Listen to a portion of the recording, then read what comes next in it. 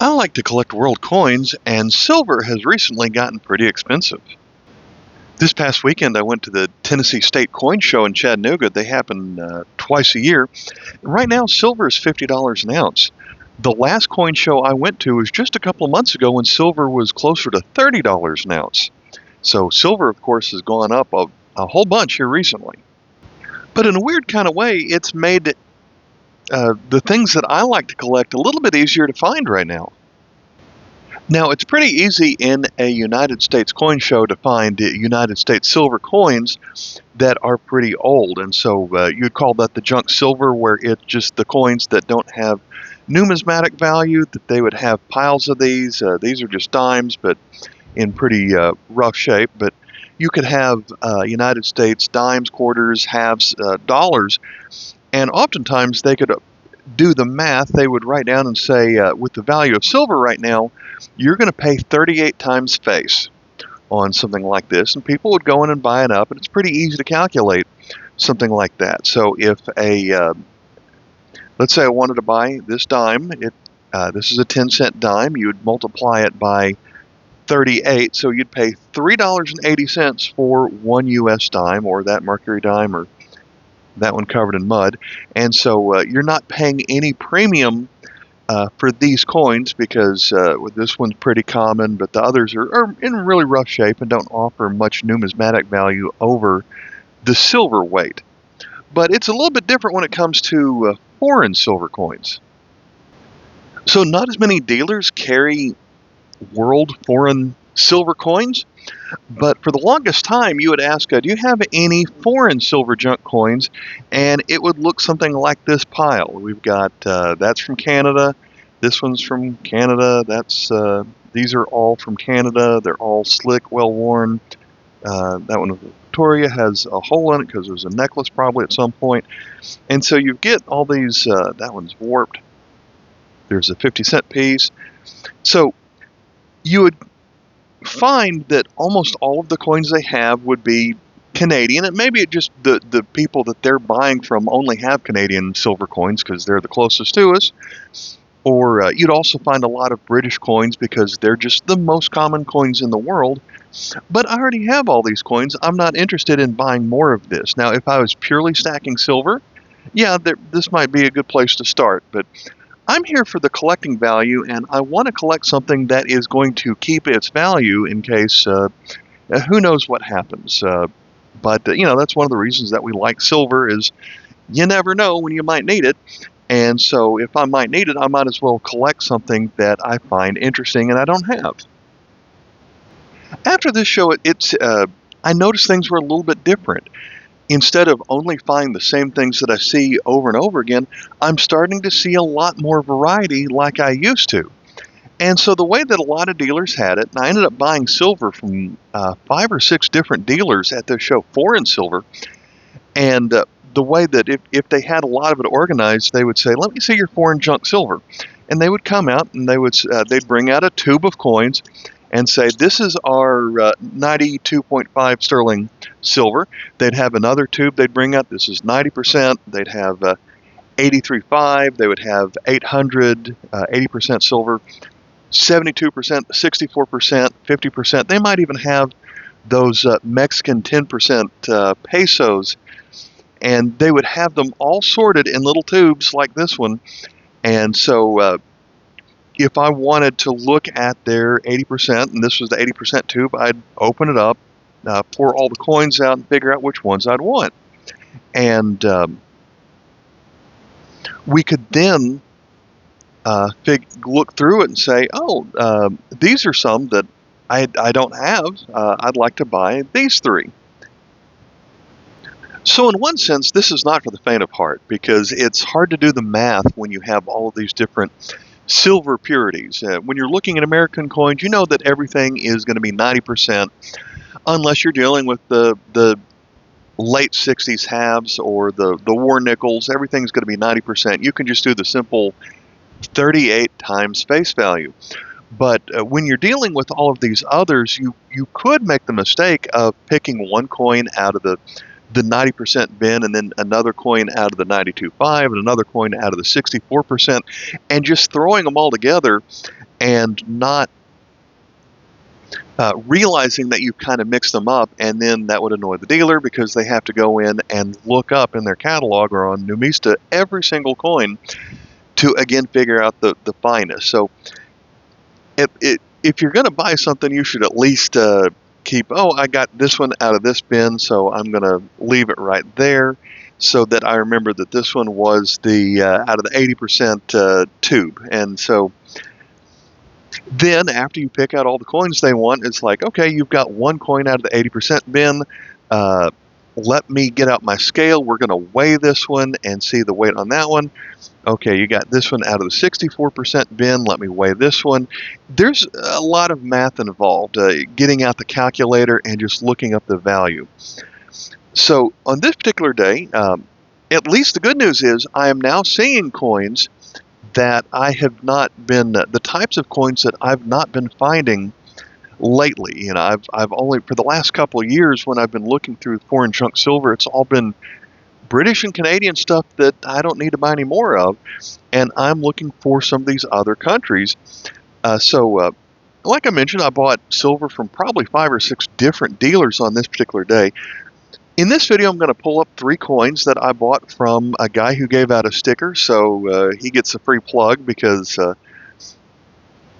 he gave me a sticker, and we all like stickers. So these 3 coins I bought from Southern Coin.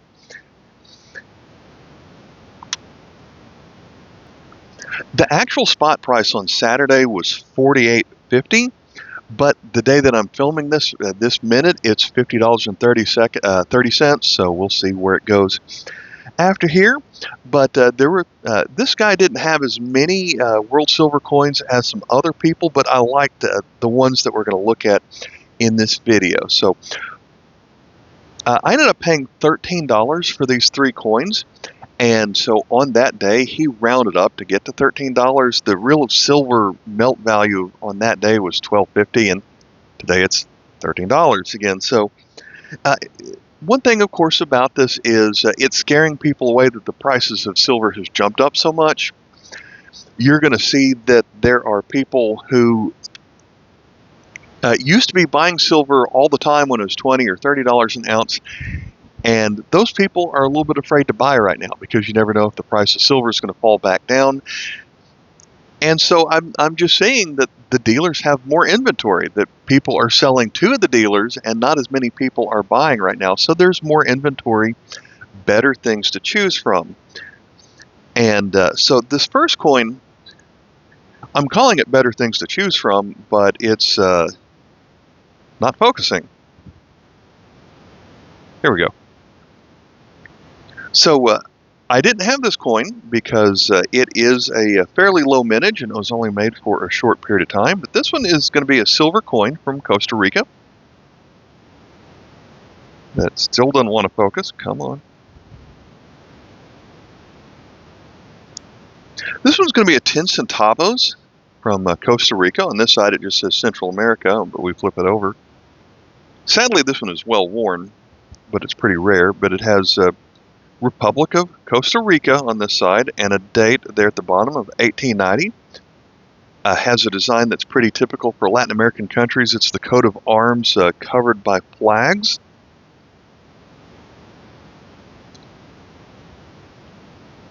And then as we look at this side, it's kind of hard to see on here, but they've actually spelled out the mint. This was made at the Heaton Mint in Birmingham, and most Heaton Mint coins that I've seen just have a small H on them. This one actually spells out the name Heaton right here, and that mint is located in Birmingham, Great Britain, so it has the initials BIRM, then a smaller M right here for Birmingham. A lot of Latin American coins also like to tell you the fineness on the coins.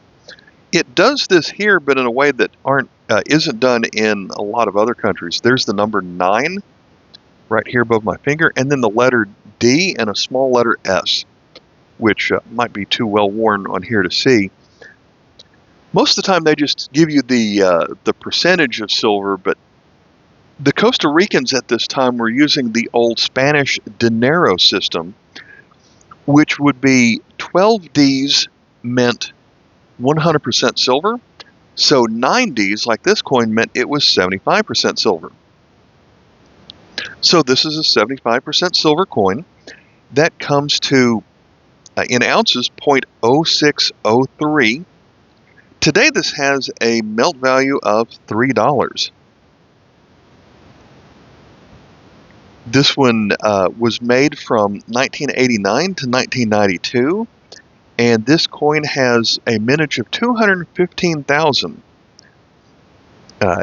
Oddly enough, at the time, if you had 10 of these, you could get a gold coin because it was on the peso system, and 100 centavos was 1 peso, and you would exchange that for 1 gold coin, which was smaller than this 10 centavos. But still, it is. This one is so well worn that there's not going to be a numismatic premium over it. You'd have to get, if you had it in very fine, it would be worth $5. But this one has a melt value of $3. Our second coin today is going to be from Ecuador, from 1928. This one is their currency is called the sucre, named after the gentleman pictured here, Antonio Jose de Sucre, coin from 1928.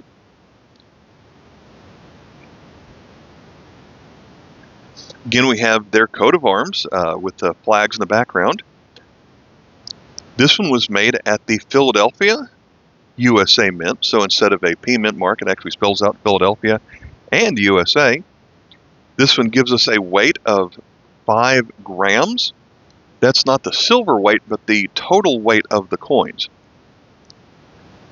On this side, it has lei 0.720, which means this is 72% silver.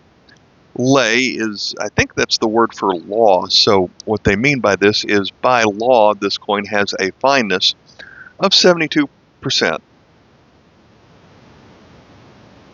And so 72% of 5 grams gives you an ounce of 0.1157.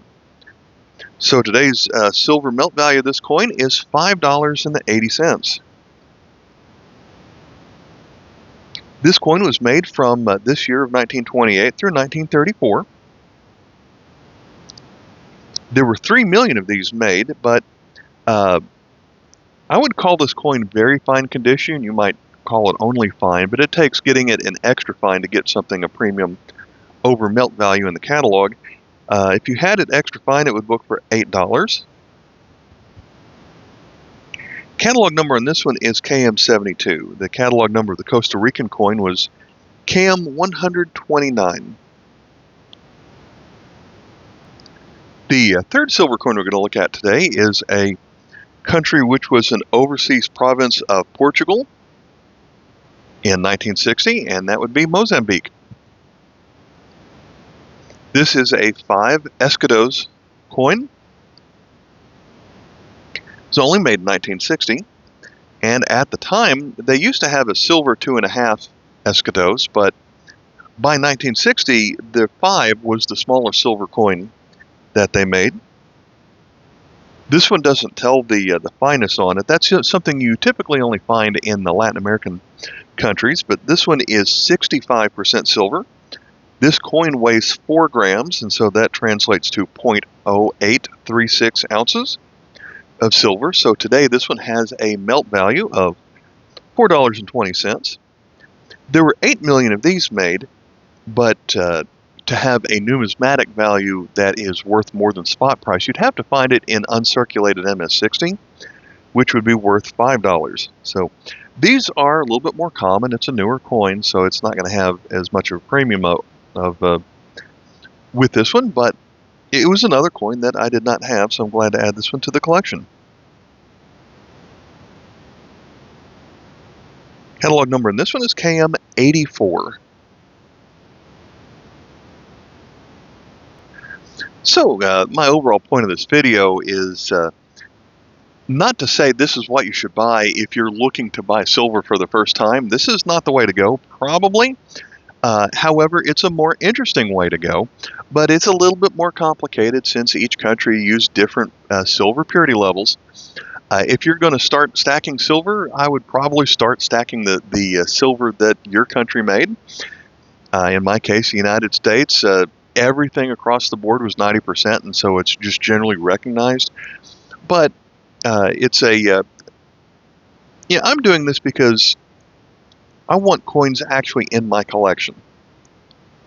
Someday, hopefully, I can upgrade this one to something a little bit better, but I think the other two are in decent shape for buying them at silver melt value, and there's just fewer people buying at $50 an ounce, and so that means that there is better variety that you can find when you're going through these tubes of everyone's foreign junk silver.